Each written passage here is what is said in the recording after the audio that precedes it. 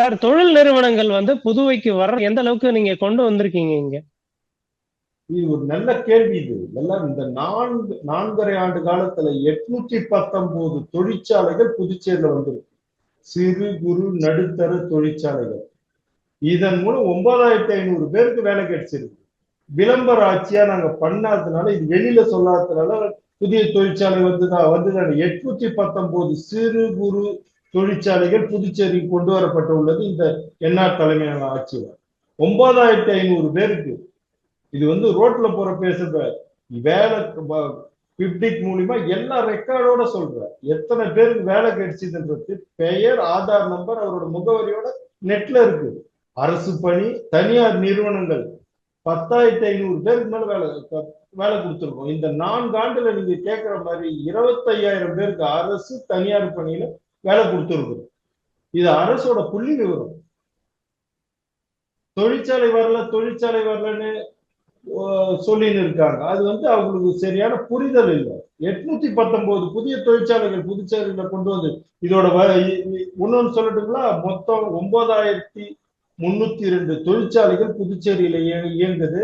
16,000 கோடிக்கு உற்பத்தி ஆகுது.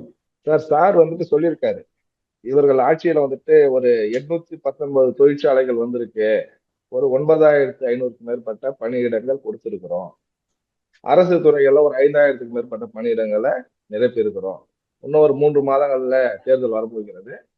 அவர்களுடைய தேர்தல் அறிக்கை, நாங்க கொடுத்த தேர்தல் அறிக்கை சொல்ல, என்ஆர் காங்கிரசினுடைய தேர்தல் அறிக்கையில் அரசு துறை காலி பணியிடங்கள் எவ்வளவு என்று என்ஆர் தேர்தல் அறிக்கையில இருக்கு. 10,000க்கு மேற்பட்ட பணியிடங்கள். இரட்டை இன்ஜின் ஆட்சி நடக்குது பாண்டிச்சேரியில. பாரதிய ஜனதாவோடு இணக்கமான கூட்டணி ஆட்சி நடைபெறுகிறது. ஏன் 10,000 பணியிடங்களையும் உங்களுடைய 4.5 ஆண்டு ஆட்சி காலத்தில் நிரப்ப முடியவில்லை?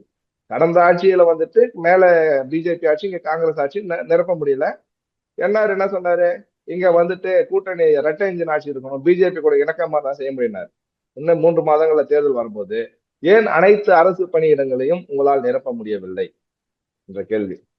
819 நிறுவனங்கள்ல 9,500 வேலை வாய்ப்புகளை உருவாக்கிறவங்க தான் அரசினுடைய புள்ளி விவரத்தை சொல்லியிருக்கார்.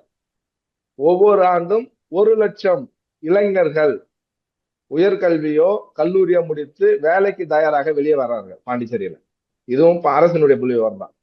1,00,000 பேர் வெளியே வர இடத்துல 4.5 ஆண்டு காலத்துல 9,000 பணியிடங்கள் என்பது உண்மையிலேயே வேலை வாய்ப்பை இந்த ஆட்சியாளர் உருவாக்கி இருக்கிறார்களா?